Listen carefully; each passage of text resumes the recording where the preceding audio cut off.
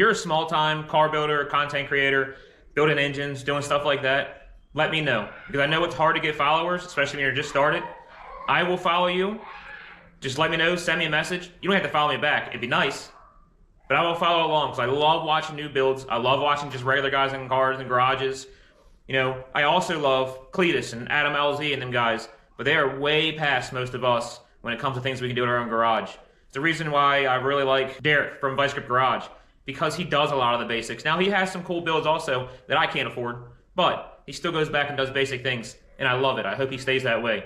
So, if you also do cool stuff in your garage, whether it's just throwing a new trans in a car, or building a whole motor, or just say you have questions about things, message me. I do my best to message back and to follow back, because I like following new people. I love talking to new people.